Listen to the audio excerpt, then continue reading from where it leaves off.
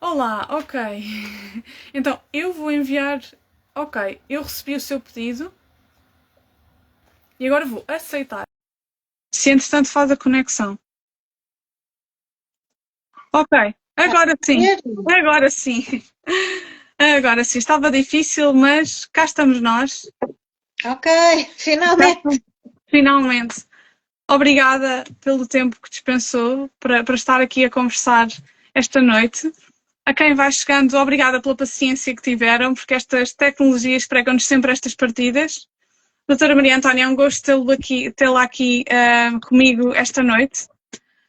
Eu acompanho o seu trabalho de perto, temos uma relação pessoal também.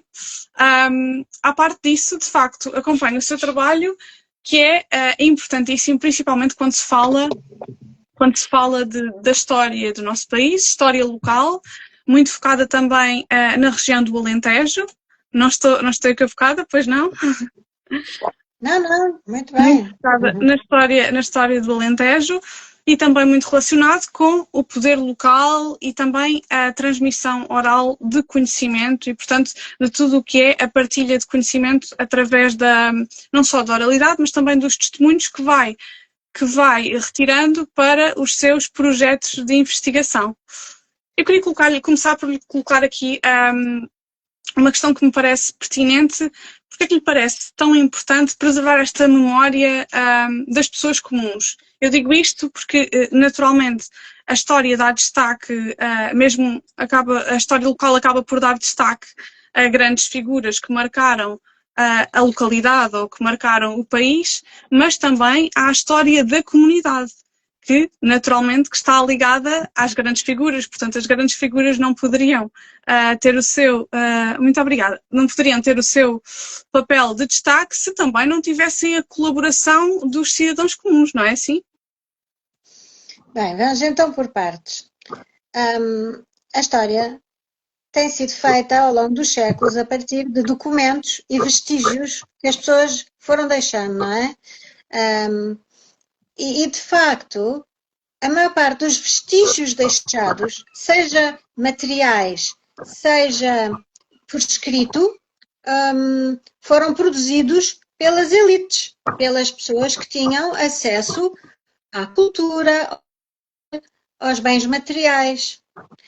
E então a história tem sido maioritariamente feita a partir dessas fontes, porque são as fontes que existem, não é? Nós vamos visitar uma cidade nova, noutro país, e o que é que nós vemos? As grandes construções, em pedra, especialmente.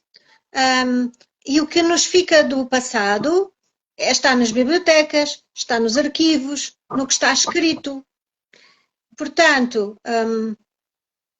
as pessoas que tinham acesso a esses bens e a essa cultura material que se escrevia e que ficava permanente porque estava feita em materiais nobres, essas pessoas é que são mais fáceis de estudar e são as que nós podemos estudar. E então como é que nós estudamos as outras? Se as outras geralmente não nos deixam vestígios. Geralmente a casa de uma família com grandes posses é uma casa em pedra e que tem imensos objetos lá dentro que nos contam uma história. A casa de uma família pobre é de uns materiais mais fracos e se calhar já foi deitada abaixo e também não tinha muitos objetos de memória. Então o que é que nos fica dessas pessoas? A oralidade, as histórias que vão passando oralmente. Porque mesmo o que está escrito não corresponde exatamente à verdade. Corresponde ao que aquela pessoa escreveu naquele momento, que é a maneira daquela pessoa ter visto o acontecimento. A oralidade também tem isso, não é? As histórias que vão passando vão sendo transmitidas de geração em geração e que também são seletivas, também escolhem o que é que lhes interessa mostrar. Portanto, eu comecei por estudar elites locais alentejanas a partir de fontes, papéis mesmo. Eu andei em arquivos, eu andei em sótãos a ler papéis. E nesses papéis, o que é que eu encontrava? Os registros das pessoas que tinham dinheiro. Porque, por exemplo, para votar era preciso ser um contribuinte em impostos. E era preciso saber ler e escrever. Portanto, as pessoas que votavam eram um número reduzido de pessoas, não é? E depois também fui verificar como é que essas pessoas viviam a partir do que eles deixavam aos seus descendentes, aos seus inventários em testamento. Portanto, eu pude construir um retrato dessas famílias a partir de papéis e documentos que eles deixaram. Mas não pude fazer um retrato dos outros que não deixaram documentos escritos. Portanto, para eu estudar essas populações, eu tentei ir fazer entrevistas a pessoas que participaram no processo que eu estava a estudar, que foi a reforma agrária no Alentejo, e que me contaram as suas histórias. Isto já foi feito foi em 98, há 28 anos. Já foi há muito tempo. E, infelizmente, mas também naturalmente, muitos e morrem. E, portanto, eu acho que o que eu recolhi, o meu trabalho de recolha desses testemunhos, passou a ser um documento histórico. Não é necessariamente a verdade. Não é assim como... Vamos lá ver. Neste momento temos jornais, ou o telejornal da televisão, que nos conta a história que aquele jornalista viu. Mas depois há outro jornalista que está noutro sítio e que viu exatamente a mesma coisa, mas viu noutra perspectiva e conta uma história completamente diferente. No que diz respeito à reforma agrária, aconteceu a mesma coisa. Eu tive pessoas que participaram no movimento, mas como estavam em posições diferentes, não só fisicamente, mas ideologicamente, contaram-me exatamente a mesma coisa, o mesmo acontecimento que aconteceu naquele dia X, mas contaram-me histórias diferentes. Ambas são verdade. Ambas são a sua verdade. São a verdade daquela pessoa como aquela pessoa a viu. E é muito o que fica.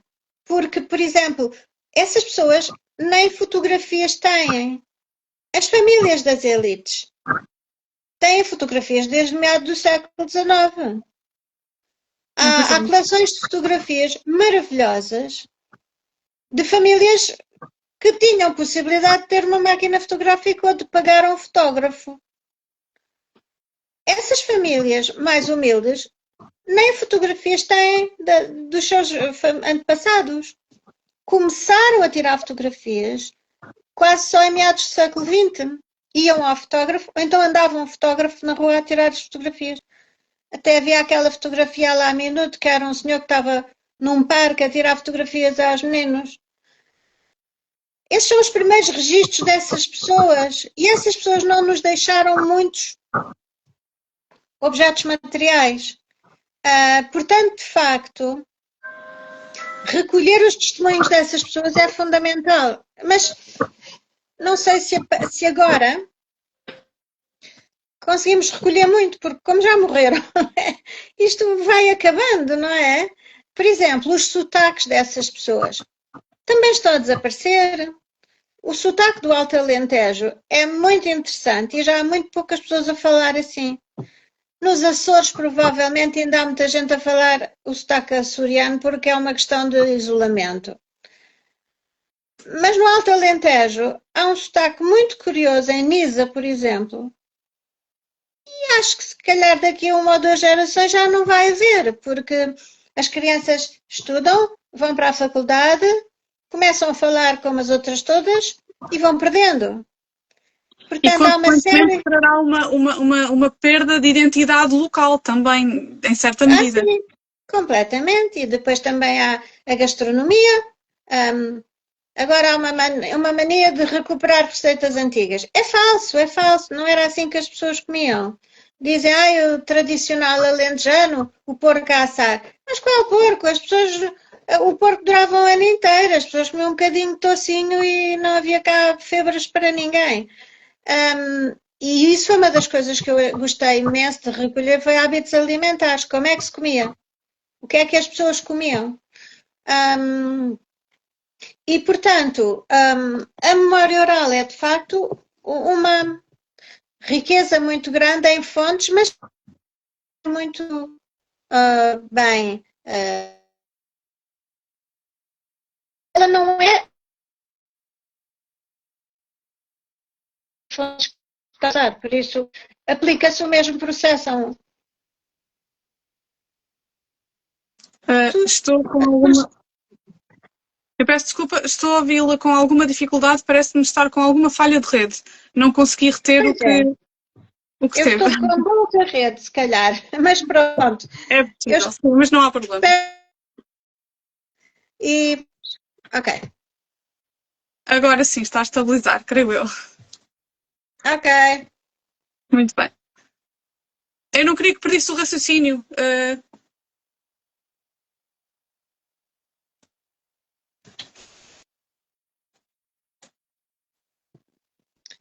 Ana, faz Agora lá mais sim. perguntas a ver se eu consigo ouvir-te.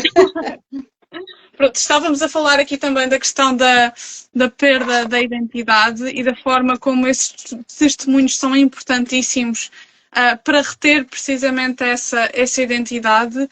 Houve algum testemunho que recolheu destes anos, destas épocas de investigação, que a tenha marcado mais em relação a esta questão tão identitária? Portanto, alguma faceta desta recolha que a tenha marcado mais?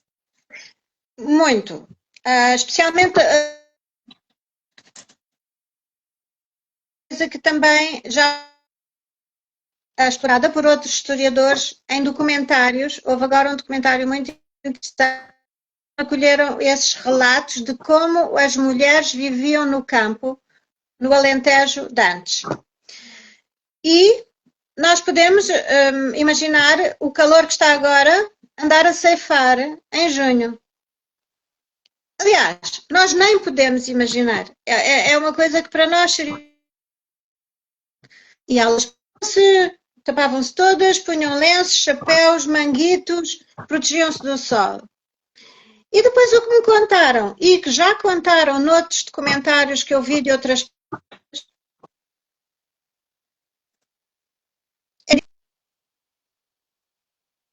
antes iam mulheres ceifar ou mondar. E depois vinham a dançar e ainda iam fazer um baile quando chegavam à aldeia. E isto deixou-me completamente.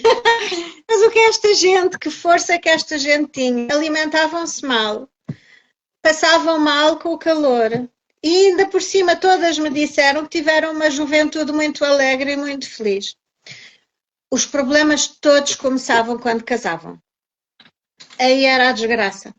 Mas todas elas falaram sobre isso, porque aí começavam a ter gravidezes que não eram muito desejadas.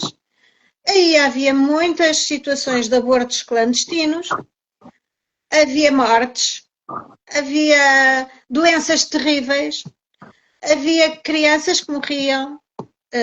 Claro que não havia acesso à vacinação que nós temos agora, portanto as crianças também morriam de doenças que felizmente nós agora já não temos. E isso foi realmente o que mais me impressionou, de uma vivência que para nós é inimaginável. Quer dizer, eu não estou a imaginar nenhuma miúda agora com 17 anos que voluntariamente fosse trabalhar para o campo e depois ainda fosse para o baile à noite, bailar com o namorado. Quer dizer... Há aqui, nesta reconstituição histórica que vai sendo feita através das plataformas digitais e em vários formatos, há aqui uma espécie de romantização do que era a vida no campo e a vida no Alentejo, né, em determinados períodos da história. Não vejo que seja romantização. É porque todas me disseram que eram felizes, porque eram jovens, sim, que sofriam muito. Mas quando está aqui, há pouco referiu a questão do documentário que viu, creio que foi um documentário de que falou, em que elas vinham alegremente, portanto as trabalhadoras vinham alegremente depois de um dia de trabalho, e vinham naturalmente exaustas, mas que apareceriam com muita vontade de participar em bailes e socializar.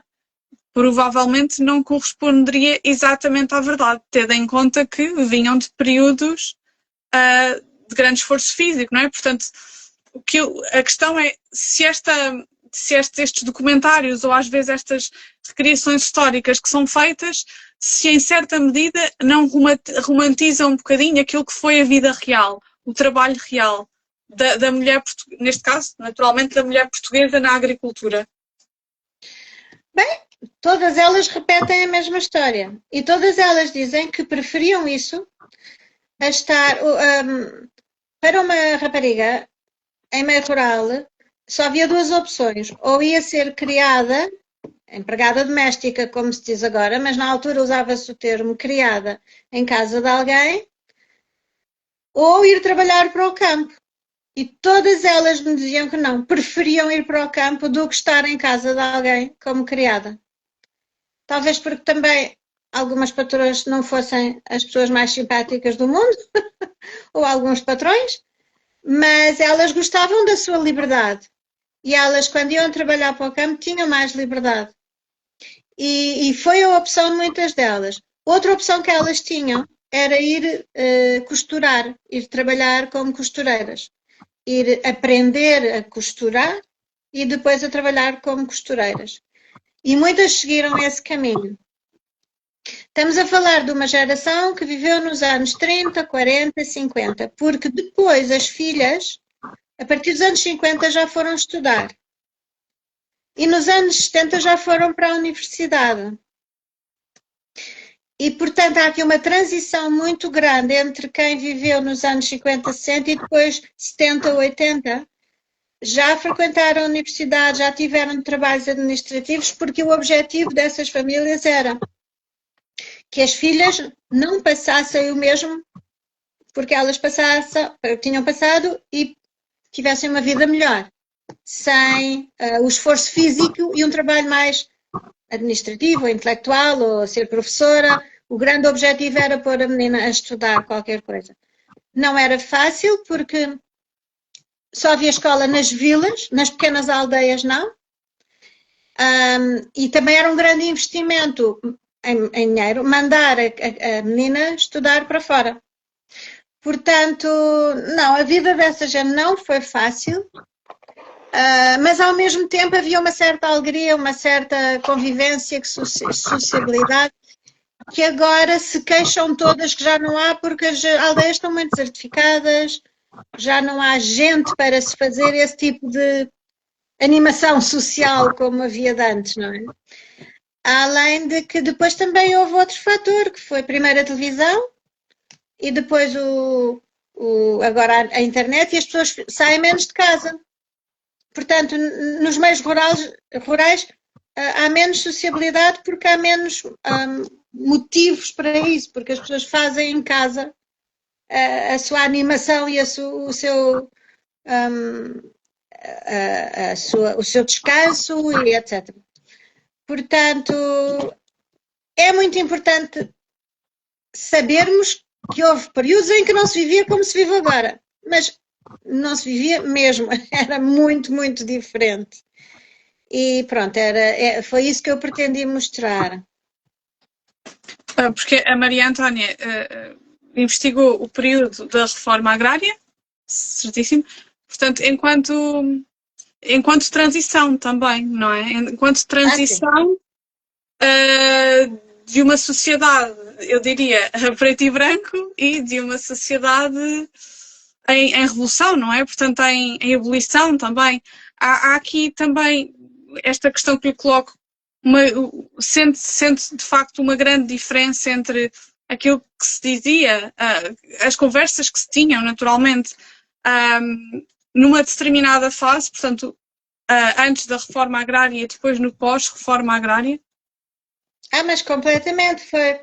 Muitos deles me disseram que aquilo não foi só uma revolução política, social, mas também uma revolução sexual. Muitos usaram esta expressão, porque pela primeira vez as mulheres saíram à rua, encabeçaram manifestações, gritaram, lideraram movimentos. Nunca tinham feito isso. Uma espécie de Maria da Fonte, mas uma espécie de revolução da Maria da Fonte, mas noutros moldes. Completamente. Tanto a nível urbano como a nível rural. Isso está mais que estudado, há muitos estudos sobre isso, que realmente até lá as mulheres até poderiam estar politizadas, mas não estavam à frente dos movimentos de resistência. O próprio PCP era um partido muito sexista, não deixava ter mulheres em posições de liderança. Uma das minhas entrevistadas diz: pois os homens iam fazer aquela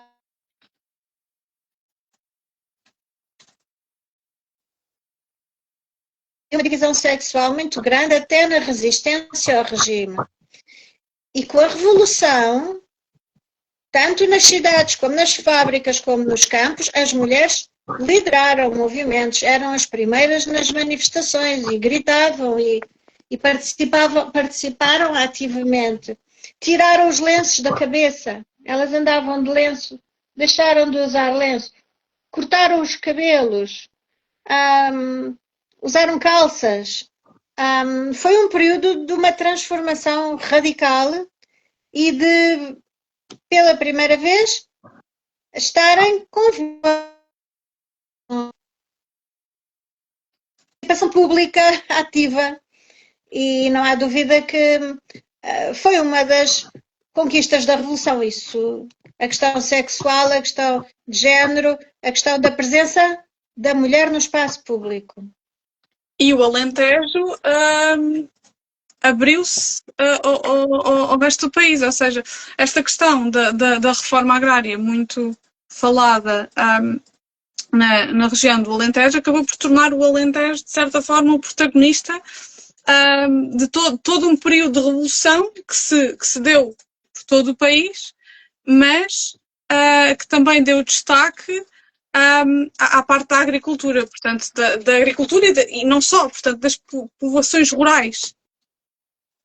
Sim, mas isso foi uma questão que teve a ver com a estrutura da propriedade, o latifúndio e a questão política da reforma agrária. Porque, por exemplo, no norte do país não aconteceu isto porque a estrutura agrária era diferente, era a pequena propriedade e as pessoas não aderiram a este conceito de uma agricultura em comum e de trabalho em comum, porque cada pessoa tinha a sua pequena propriedade e não queria partilhá-la. Portanto, isto foi um processo político contra uma classe social específica e que depois foi revertido. Passado uns anos, não só foi revertido a nível de devolverem as terras aos proprietários originais, como também de já não haver pessoas para... Imaginemos que neste momento quisessem fazer uma reforma agrária. Não há pessoas no Alentejo para fazerem, não é? Naquela altura os campos ainda tinham muita população ativa na agricultura, agora já não. Nos meios rurais em Portugal, as pessoas que se dedicam à agricultura são uma minoria. As pessoas em meio rural trabalham noutros setores de atividade. São muito poucos os agricultores e por isso foi necessária a mecanização para que os trabalhos se realizassem, porque não há gente, não há mão de obra. As pessoas foram fazer outros trabalhos. Mas sim, o Alentejo nessa altura estava vibrante e liderou um movimento ideológico que depois não se concretizou nas eleições. Porque quando houve as primeiras eleições, o PCP teve uma votação baixíssima, de 12%, portanto não concretizou o seu projeto político e depois tivemos que...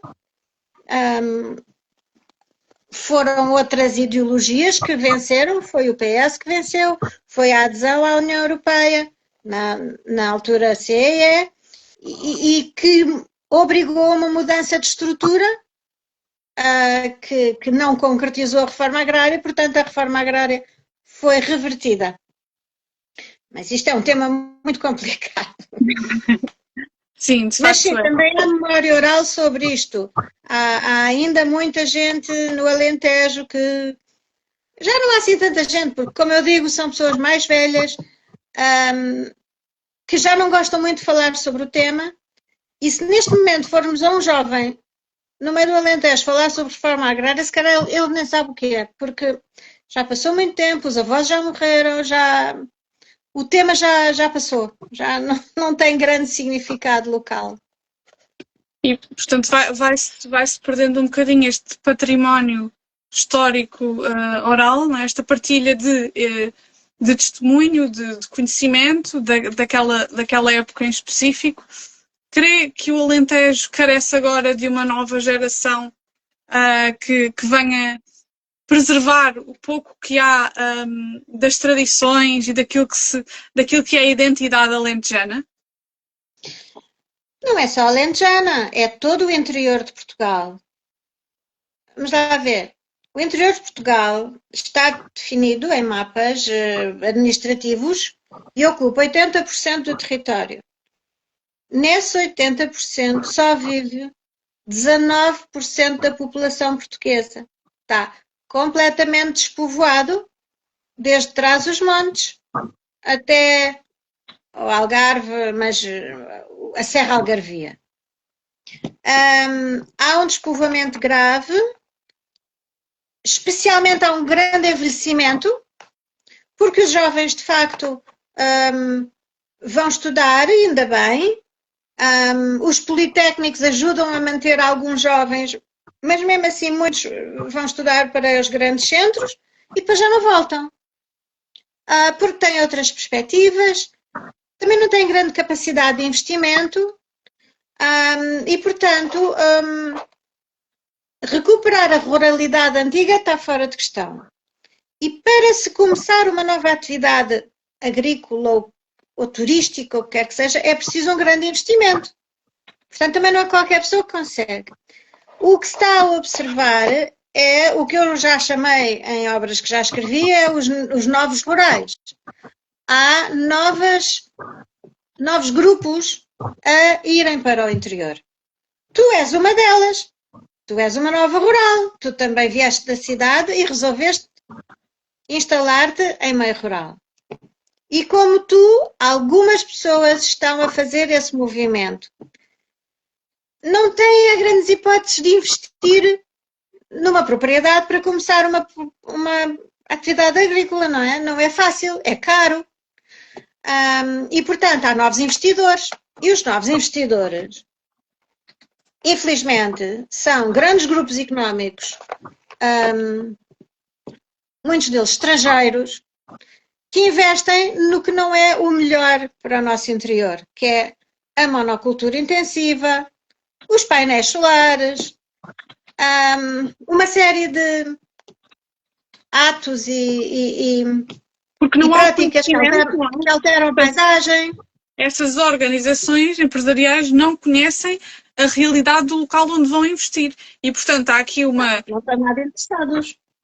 Exatamente, portanto, há uma perda, infelizmente, de identidade, de perda de identidade e não só, porque quando falamos aqui, por exemplo, e corrija-me se estiver errada, os novos rurais, como referiu, vêm também com outras ideias e outra forma de estar e de ver a vida.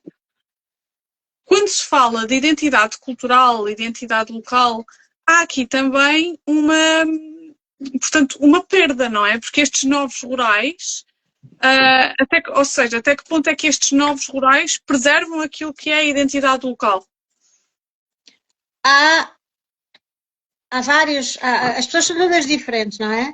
Estamos a falar desses grandes grupos económicos que estão a fazer um investimento só para ganhar dinheiro, esses destroem paisagem, destroem sítios arqueológicos, ainda há pouco tempo foi uma data de antas e meninos que foram deitados abaixo para fazer parques solares, destroem o montado alentejano para porem também os parques solares e o data center ao pé de Sines, etc. Em paralelo, há outros novos rurais, esses sim que se instalam, Porque esses das grandes companhias nem cá estão, eles estão lá noutros países e estão só a fazer um investimento, que aquilo é só dinheiro. Mas há outros novos rurais que estão a investir e a tentar regenerar a terra, fazer uma agricultura mais biológica, uma agricultura mais regenerativa, e há várias organizações a fazer isso, grupos que se juntam, de várias origens, desde a Europa, Estados Unidos, Médio Oriente, há pessoas a virem para cá e a tentarem fazer qualquer coisa de bem para recuperar a paisagem antiga. Temos que dar valor a essas pessoas. E o mais importante é que essas pessoas trazem não só o dinheiro para investir, mas algum capital cultural para ir buscar fundos, ir fazer projetos, atrair pessoas. Portanto, não é tudo negativo. Ainda há pouco estive na Serra da Estrela, em Figueiró, não me lembro do nome, mas há lá uma associação chamada Veredas da Estrela, que está a fazer exatamente isso, a recuperar aqueles socalcos com murinhos, onde antes na Serra da Estrela havia as hortas e plantavam o milho e não sei o quê, e eles estão a recuperar isso e chamam voluntários para os ajudar e há pessoas mas a tentar fazer o património natural e local. Sim. Portanto, não podemos dizer que é tudo mau. Há grupos de pessoas a tentarem fazer um bom trabalho a nível de recuperar património. Infelizmente, não são a maioria realmente é constituída por grandes grupos que chegam ao meio rural, compram grandes áreas e fazem a destruição total da paisagem. E o único interesse deles é sacar recursos, água, poluir. E os exemplos são muitos e são muito tristes, porque de facto qualquer dia chegamos a alguns sítios e já não está lá nada, é só deserto. Porque essas práticas contribuem para a erosão dos solos, para o gasto de água e para a desertificação.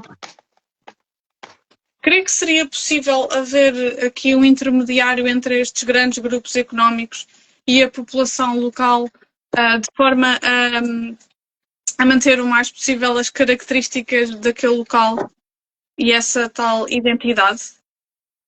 Infelizmente não estão a ter muito sucesso, porque, por exemplo, a questão do lítio no Barroso. A população não quer lá a Savana, que é a empresa a quem o Estado deu a concessão da mina. A população tem feito um trabalho gigante de tentar barrar a destruição do que é considerado património, classificado como património da Unesco, património agrícola pela Unesco. E se a mina vier, grande parte daquele território fica poluído, a água esgota-se e fica também poluída, portanto, perdem a classificação de património mundial. A população e a própria Câmara Municipal de Boticas está junto da população contra os desígnios do Estado e da União Europeia que querem explorar o lítio.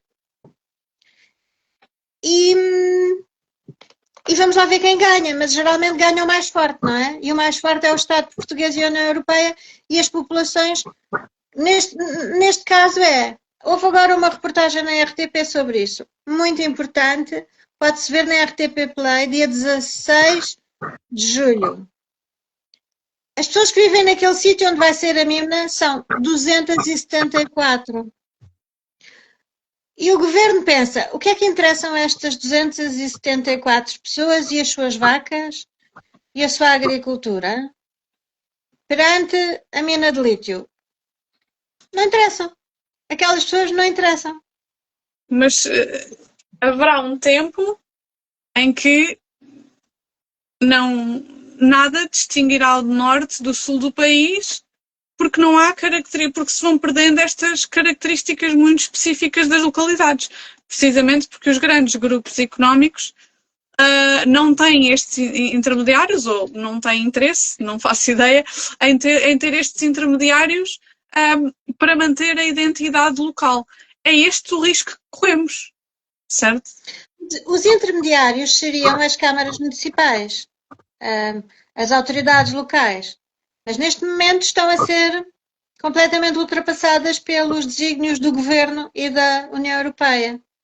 E o que é que haverá para oferecer daqui a uns anos, quando os grandes grupos económicos dominarem as nossas regiões e não houver nada que distinga uma região da outra? Porque quando falamos de turismo em massa, falamos também de uma padronização turística, não é? Portanto, determinadas coisas que podemos encontrar tanto em Lisboa, como no Porto, como no Alentejo, e perde-se aquilo que foi a raiz da vinda do turista para o nosso país. Sim, isso já está a ser bastante questionado e discutido há muitos anos, porque também há aqui duas questões. Houve pessoas que investiram em turismo rural com esse objetivo de atrair pessoas para terem uma experiência rústica, com gastronomia tradicional, passeios de natureza, etc. Mas que experiência é essa? Não é a experiência verdadeira. É uma experiência com uma boa casa de banho, com um pequeno almoço continental, com uma piscina. Portanto, a pessoa diz, eu vou para o campo para viver a vida do campo e como era de antes. Não é nada. É uma vida confortável e a vida do campo de antes não era nada confortável, não era nada assim. Portanto, isso já era um turismo onde se reinventavam tradições. Mas até aí tudo bem. O problema agora é, algumas dessas pessoas fizeram esses investimentos e fizeram unidades de alojamento muito engraçadas, utilizando materiais locais e até procuram produtos regionais e até isso tudo. E depois plantam-lhe ao lado um parque solar horrível, que lhe estraga a paisagem. Portanto, o turista vai lá e em vez de ver a azinheira, os borreguinhos a pastar e as vaquinhas e aquela paisagem bucólica que nós gostávamos de ver quando íamos ao campo, e mais meia dúzia de galinhas e uns bichinhos, vemos parques solares horrorosos e perdeu-se. E essas pessoas que fizeram esse investimento, por exemplo, ao pé da Évora há um sítio chamado o Divor, onde as pessoas estão todas a protestar contra a instalação do parque solar que lhes vai estragar a paisagem e lhes deitou as antas abaixo. As antas e os menires que estavam lá há milhares de anos. Isto é criminoso, mas é o país em que nós vivemos. Mas, de facto, nós também temos que pensar que muitas dessas tradições são inventadas. Por exemplo, o queijo da Serra da Estrela já não é como era de antes. Usa leite em pó. Porque as cabras também não produzem assim tanto, coitadinhas. Elas produzem durante X meses no ano, mas depois o resto do ano não há leite suficiente para tanto queijo da Serra que é vendido aos turistas. Por isso o queijo da Serra também está um bocado adulterado. Há assim uma série de invenção de tradições que também... Mas também o turista que vem cá às vezes gosta do queijo da Serra na mesma e nem repara que há uma diferença, não é? Mas o turista agora também não está propriamente a levar com a realidade, ele leva uma realidade inventada e alterada.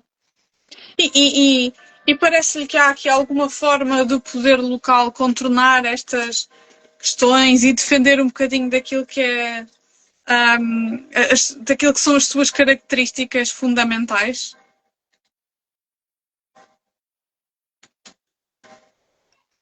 Ok, agora fiquei sem rede. Não sei se conseguiu ouvir a minha questão. Não ouvi nada. Tens de ler outra vez. Estava a questioná-la sobre a forma como, se existe alguma forma do poder local conseguir contornar estas questões e manter aquilo que são as suas características de raiz. O poder local também é feito de pessoas e as pessoas também têm defeitos e qualidades. Alguns autarcas fazem um trabalho excelente de tentativa de atrair pessoas e de manter tradições, etc. Outros autarcas não. Também estão a ser influenciados pelo dinheiro que podem ganhar com esses grandes grupos. Portanto, há exemplos bons e há exemplos maus. Mas mesmo os que estão a tentar fazer um trabalho de preservação do património local são confrontados com este tipo de prepotência do Estado Central que dá concessões e autorizações para projetos que não são os melhores a nível do ambiente, da preservação da água, da preservação do património. Quer dizer, então, o poder os local, exemplos são muito diferentes. Muito bem. Então, o poder local acaba por ter muito pouco poder em si. Não é? Muito pouco poder de decisão. E isto reflete-se depois nas medidas que são tomadas ou não em prol da preservação do património material, que já, no fundo, acaba por ser de mais fácil preservação do que propriamente o património imaterial, daquilo que são agentes. Portanto, todo tem muito relacionado com aquilo as histórias que se contavam, a forma como se trajava, a forma como se comunicava, aquilo que se passava, não é? Mas isso também tem muito a ver com haver pessoas para fazer essa transmissão. Por exemplo, há câmaras que apoiam grupos folclóricos. Ótimo.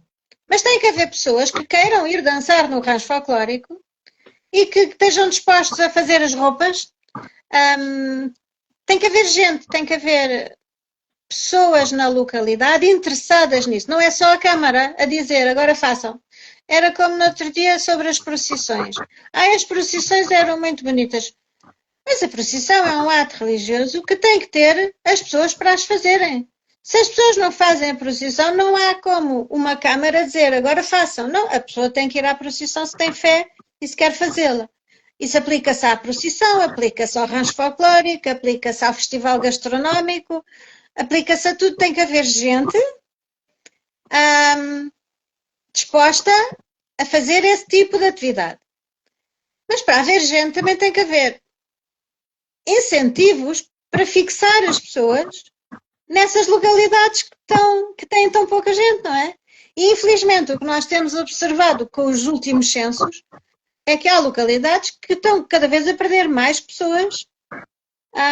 As pessoas vão-se embora, os jovens vão-se embora. Portanto, é preciso haver incentivos para os jovens ficarem. Tem que haver condições, tem que haver estradas agora há. Isso não nos podemos queixar que estradas há. Mas não é só estradas, é haver boa net, boa eletricidade, não haver falta de água, não haver tantos incêndios. Quer dizer, uma pessoa pensa, eu vou mudar para a serra e depois, será que eu vou arder em verão? Será que a minha casa vai arder? Há uma série de fatores que fazem as pessoas pensar muito bem, será que eu quero ir para o meio rural? Eu tenho que ter as condições mínimas, não é? E sem pessoas o meio rural não existe, morre. A Maria Antónia teve a oportunidade de recolher diversos testemunhos e creio que terá falado certamente sobre os pontos altos do ano das pessoas, nomeadamente as procissões, as romarias, os bailes, as festas, e isso era de facto o ponto alto das comunidades locais e, portanto, havia um esforço por parte destas pessoas de se envolverem na preparação dessas atividades. Sendo que uma característica comum que essas pessoas tinham se perdeu com o tempo, portanto, essa vontade de realizar, de preservar, creio que os jovens não têm já uma grande ligação àquilo que é a identidade da sua região, da região onde nascem, onde trabalham, onde vivem.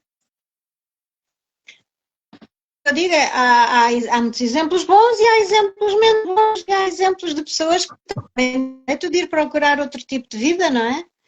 E mais uma vez, assim como tu sentiste bem em ir para uma terra pequena, há outras pessoas que querem sair da terra pequena e querem ir para a cidade grande.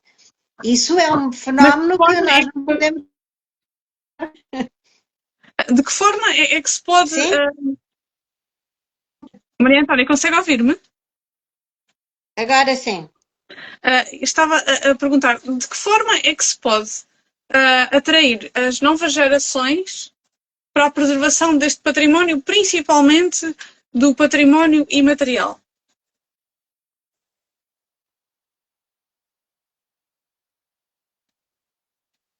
Fui ao Festival da Canção, aqueles rapazes a cantarem, uns rapazes de Beja com o canto alentejano. E há pessoas nessas terras a cantar.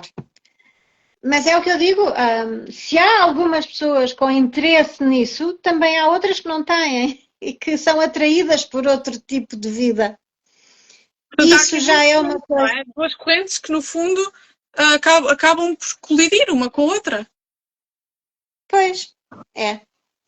E de facto, se há pessoas no meio rural que ainda estão e que participam e até organizam festas e festivais, etc., também há outras que preferem ir-se embora.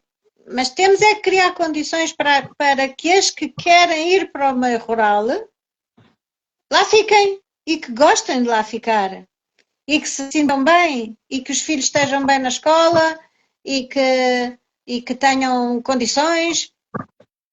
Há muitas condições, mas vamos lá ver. Se quiserem ir às compras, se calhar têm que se meter no carro e andar 20 quilómetros. Porque não há transportes. Os transportes públicos são um problema grave. Ou então há só uma vez por dia, a um horário que não dá jeito nenhum. Portanto, há uma série de problemas que não são fáceis de resolver, porque também ter uma caminhoneta ou ter um comboio só com 2 ou 3 pessoas também não é uma coisa muito prática, não é? Portanto, há uma série de obstáculos que ou a pessoa tem maneira de os ultrapassar ou fica, ou a certa altura desiste. Eu não sei, tu tens um carro para te mexer e ires à cidade mais próxima às compras, não é? Sim. Agora imagina que não tinhas carta ou tinhas algum problema que não podias guiar. É um problema. Nós em Lisboa metemos no metro. Eu tenho metro à porta de casa, eu não preciso de carro em Lisboa. Mas uma pessoa numa vila precisa, não há como fugir a isso, não é? Portanto, são estes pequenos pormenores. E depois há outra questão que é, há escolas para as crianças e as câmaras agora até dão transporte. Uma criança pode viver numa aldeia pequena e a câmara vai lá buscá-la para levar à escola. Isso foi uma grande evolução. Mas quando a criança chega às vezes ao 9º ano e depois já não tem mais escola, tem que ir para outra cidade. Tem que ir para a cidade mais próxima. E depois quer ir para a faculdade, tem que ir para uma cidade maior. Portanto, há assim uma série de obstáculos que fazem com que as pessoas pensem muito bem, será que eu quero ir para essa terra? É um esforço. Eu também tenho. Conheço muitos jovens que querem fazer esse caminho de volta para a ruralidade. Alguns conseguem, outros não. Seria bom, porque esses jovens que vieram estudar para Lisboa e tal, são pessoas que têm capital cultural para desenvolver atividades e para até criarem festivais locais e animarem o interior de Portugal. Infelizmente ainda é uma minoria. E assim é, de facto, infelizmente estamos nesta realidade. A Maria Antónia tem diversas investigações e estudos sobre o poder local e sobre as comunidades locais, recolheu testemunhos. O papel do investigador, e neste caso da Maria Antónia, que também é historiadora, é trazer à luz não só o passado, mas fazer-nos refletir sobre estas questões que se vão perdendo ou que vão perdendo o interesse a nível de políticas públicas. Porque é que lhe parece que isto acontece? Ou seja, há pessoas como Maria Antónia a fazer investigação exaustiva em determinadas áreas que de facto são importantíssimas para preservar o país e aquilo que nos caracteriza, que é diferente dos outros, mas depois não há, a meu ver, naturalmente, não há aqui uma grande relevância daquilo que se estuda. Ou seja, a Maria Antónia faz a pesquisa, traz à luz, dá destaque a estas perdas, a estas reflexões todas que temos a fazer enquanto país, mas depois não são, creio eu, corrija-me se estiver errada, não são propriamente valorizadas por quem deveriam ser, que são as entidades locais, o poder local e, naturalmente, o poder central. Não é só essa gente, é tudo. É as próprias universidades e os próprios alunos. Porque eu, além de historiadora, também desenvolvi a atividade na ciência política. E um aluno que vai estudar ciência política, geralmente, a maioria escolhe relações internacionais. Não escolhe poder local. Eu apresento projetos de investigação às entidades financiadoras, que antes era a FCT, agora vai ser uma coisa nova, e os meus projetos não são financiados. Portanto, há muita falta de interesse académico e das entidades financiadoras em sustentar projetos sobre estes temas. Apresentei vários, nenhum foi financiado. Realmente são temas que não interessam a ninguém. E eu escrevo sobre isto, e são artigos que são lidos por meia dúzia de pessoas, depois vou aos congressos internacionais e falo sobre isto com pessoas de Espanha, Grécia, Itália, etc. Todos confirmam e todos me contam uma realidade muito semelhante, porque estes países têm problemas muito semelhantes. Só que estes congressos, quem os assiste são meia dúzia de pessoas também. Portanto, os cientistas sociais falam para um público muito reduzido. Nós não temos visibilidade. Quando eu denuncio alguns destes problemas, por exemplo, comecei a denunciar a questão do olival intensivo há 10 anos e as pessoas não querem saber, não estão nada interessadas no problema do olival intensivo ou dos painéis solares. E, portanto, quando estes problemas acabam por chegar aos noticiários, etc., as pessoas nas cidades não lhes dão assim tanta atenção, não estão muito interessadas. São problemas que não interessam. Porque, tal como no Barroso, são só 274 pessoas a serem afetadas pela mina do lítio, o resto dos 11 milhões em Portugal não querem saber. Paciência! Essas 274 pessoas não interessam. É o que se chama na literatura zonas de sacrifício. Pode-se sacrificar aquele território porque vive lá tão pouca gente que não interessa.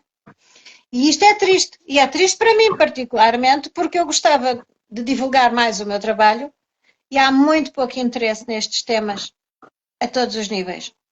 Há dentro de uma comunidade muito reduzida e, portanto, eu, quando vou aos congressos internacionais, fico muito satisfeita porque os espanhóis e os italianos e os gregos estamos todos em sintonia, mas somos poucos e pouca gente nos dá atenção. E depois o que eu escrevo é lido só por meia dúzia de pessoas. E isso é... Não, mas isso acontece em geral em toda a ciência. As pessoas não leem muito o que a ciência produz em vários níveis, infelizmente. E haverá alguma forma de criar uma maior ligação entre os estudos que são publicados e as investigações que são feitas e a sociedade civil, precisamente para inverter esta questão do abandono? Tem havido mais divulgação. Tem havido organizações e associações de cidadãos que têm feito um excelente trabalho de divulgação e que conseguem atrair, por exemplo, as televisões. E, de facto, aquele programa da Linha da Frente que eu disse que passou na RTP no dia 16 foi um programa importante. Também há um ano a SIC fez um programa importante sobre a água e sobre as questões que se estão a passar na Comporta com a construção de resorts, não sei o quê. Portanto, há já divulgação. Agora, a questão é, quem é que vê esses programas e quem é que se importa com o que é denunciado nesses programas. E depois de ver esses programas, será que vão fazer alguma coisa ou fica tudo na mesma? Porque tem de facto havido mais divulgação. Ainda bem, fico muito satisfeita. Mas ainda não vejo resultados, infelizmente. E já há muita gente a falar sobre isso e a escrever nos jornais, mas também já há menos gente a ler jornais. Também há menos gente a ver televisão. E portanto, há um problema de divulgação destes temas. A sua carreira é muito extensa, estamos a falar de muitos anos dedicados à investigação e à história do poder local. Nestes anos todos que tem de atividade, sentiu que de alguma forma o seu trabalho teve pelo menos uma vez impacto e que fez refletir uma entidade local, uma comunidade? Houve momentos muito bons, é o que eu digo, há reconhecimento, há pessoas que ficam satisfeitas e há pessoas que se identificam, mas também dei aulas e há alunos que gostaram do que eu disse. Há outros que não ligaram assim tanto. Isto há momentos bons e há momentos maus, mas de facto também tive realmente pessoas a apreciarem o meu trabalho, a elogiarem, a escreverem o que se chama recensões. Outros historiadores que leem o meu trabalho e depois publicam em revistas uma crítica construtiva ou destrutiva, também tive. Portanto, pessoas a elogiarem ou a criticarem muito. Mas sim, é claro que eu tive ótimos momentos. Mas isto é um trabalho muito lento. Por exemplo, há um artigo que eu escrevi sobre a água. Eu já escrevi aquilo há 2 anos e só vai ser publicado daqui a 2 ou 3 meses. Já está desatualizado. Mas demora muito tempo a ser publicado. As revistas são muito lentas a publicar. E isso deixa... Já estou um bocado cansada, não é? Já nisto há 30 anos e... Mas sim, há sempre um trabalho que é bom fazer e de divulgação, e é o que eu tento fazer, dentro dos limites que a vida académica tem. Eu imagino que sejam alguns e parece-me que, de facto, há aqui uma necessidade de existirem mais pontes entre aquilo que é o estudo, a investigação, o trabalho científico e depois a valorização não só na sociedade civil, naturalmente na sociedade civil, mas ao nível do poder de quem de facto tem a possibilidade de ter as rédeas das situações. Sim, é uma luta. Mas isso acontece em todas as áreas, não é só na história. Na própria ciência, quer dizer, se temos o Trump na altura da pandemia a dizer para as pessoas beberem lexívia, há aqui uma barreira, não é? Entre o poder político e a ciência. Infelizmente, é uma barreira muito grave. Portanto, os cientistas e os cientistas das ciências mais duras e os cientistas sociais fazem o seu melhor que sabem e que podem, e depois há uma barreira para aquilo chegar à ação e para chegar aos políticos que me parece que não leem. Em geral, os políticos não leem muito, infelizmente. Se tiver, agora estamos também a chegar ao final da nossa conversa, se tivesse que fazer um relato futurista do interior de Portugal daqui a 10 anos, o que é que poderia dizer sobre isto? Pois, infelizmente, na situação em que estamos agora, a perspectiva não é muito positiva. Porque estamos a ver, de facto, aquele projeto de Sines, com o data center e com o consumo de água e as autorizações para tirar mais água ainda, quando a verdade é que choveu muito nos últimos 2 invernos, mas antes disso tivemos 5 anos de seca, podemos voltar a ter 5 anos de seca.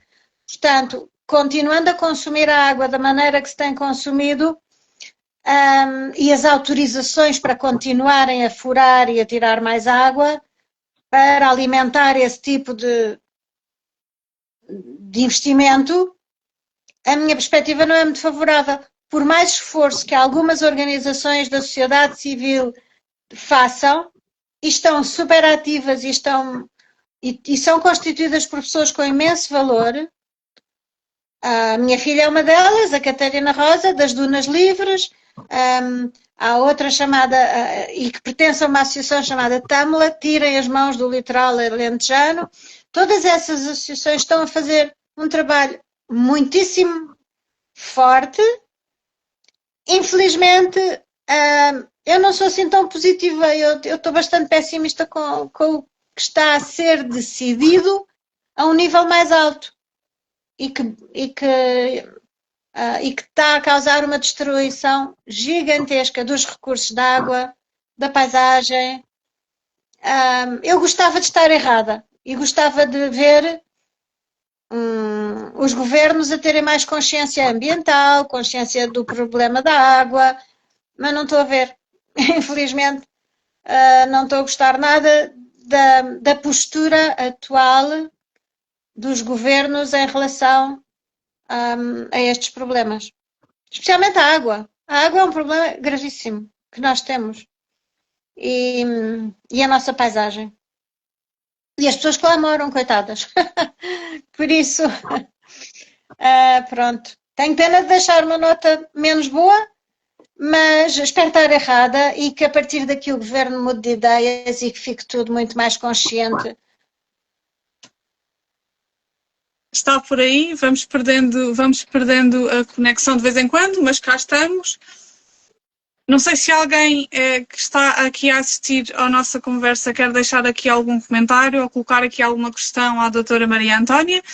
Se é esse o caso, sugiro que o façam nestes últimos minutos de direto, para conseguirmos também ter aqui outra dinâmica. Portanto, quem quiser colocar alguma questão à doutora Maria Antónia, faça-o, por favor.